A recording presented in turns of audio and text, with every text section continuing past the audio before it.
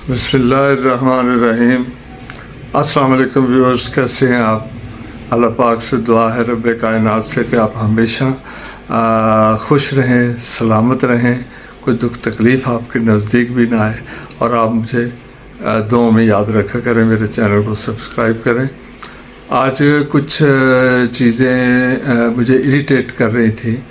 मैं थोड़ा सा सेंसिटिव आदमी हूँ, तो वो चीज़ें मैं ये नहीं है कि मैं कोई बहुत बड़ा मुफक्कर हूँ या बहुत बड़ा कोई आलम फाजिल हूँ, नहीं, मैं बहुत जाहिल अनपढ़ सा इंसान हूँ।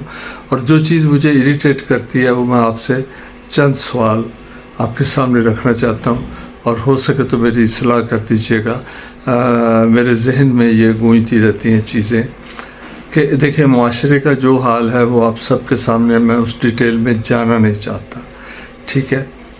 मैं सादा सी मोटी मोटी बातें जानता हूँ कि इस दुनिया में किसी ने बैठना नहीं, वक़्त मुकर्रर है और हमने अपना टाइम पूरा करके हर एक ने अपने सोने रब के पास जाना है। आप मुझे एक चीज़ बता दें, अगर कोई साहिब इल्म मुझे ये चीज़ समझा सके कि क्या कोई दुनिया में ऐसा इंसान मौजूद है जिसने सारी ज़िंदगी इस दुनिया में ही रहना है और कभी अल्लाह पाक के पास नहीं जाना, या कभी उसने मौत का मज़ा नहीं चखना? मुझे तो नहीं समझ लगती। मैं सादा सी बात करता हूँ कि देखें, हम फ़र्ज़ करें मैं लाहौर रहता हूँ, मैंने कराची जाना है तो वहाँ 10 दिन रहना है, तो मैं उतना सामान पैक करूँगा और अपने साथ लेके जाऊँगा जितने की मुझे उन 10 दिनों में वहाँ ज़रूरत है। ज़रूरत से ज़्यादा मैं कभी भी वज़न बोझ साथ लेके नहीं जाऊँगा, ये एक यूनिवर्सल ट्रुथ है। अच्छा, इसी तरह किसी ने भी, हम सब में से तमाम भाई जानते हैं, अपने अजीज़ो अकारब को मिलने जाते रहते हैं, तो वो जितने दिन उन्होंने रहना होता है उतना ही ज़रूरत का सामान लेके जाते हैं, उससे ज़्यादा हरगिज़ लेके नहीं जाते, ये तो सबको पता है।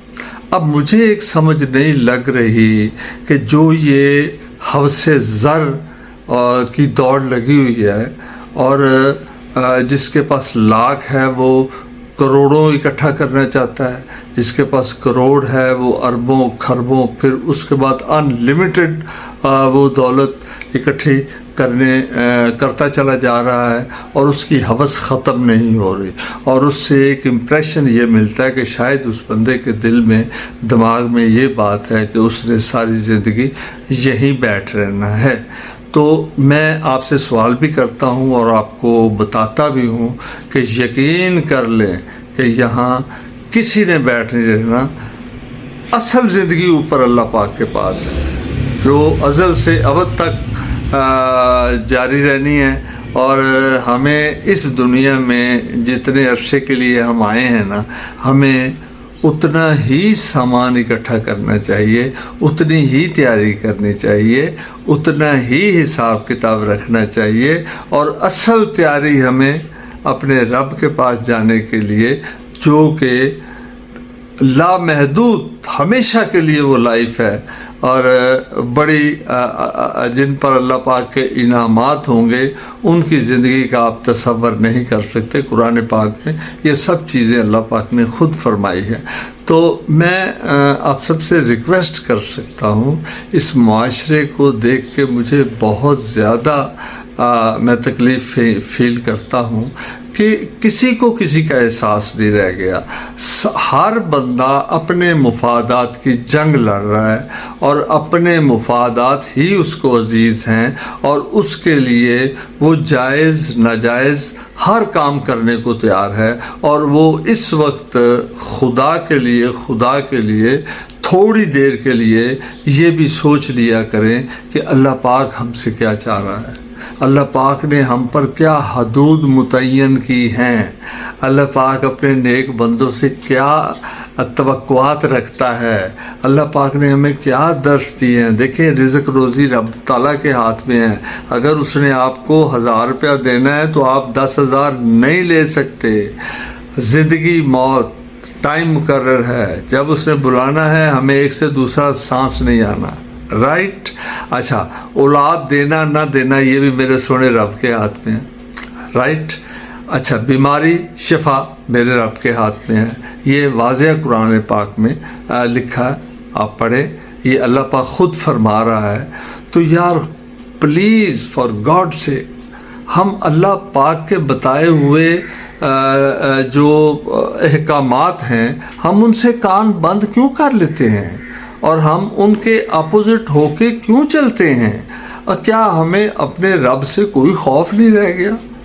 خدا کے لیے اللہ پاک سے لو لگا لیں اور اس کے بتائے ہوئے راستے پر چلیں اور اتنا ہی اپنے لیے اکٹھا کریں جتنی کی آپ کو ضرورت ہے اس جنم میں، اور حبس زر میں یہ قتل و غارت، یہ ڈاکے زنی اور یہ ناجائز کام چھوڑ دیں.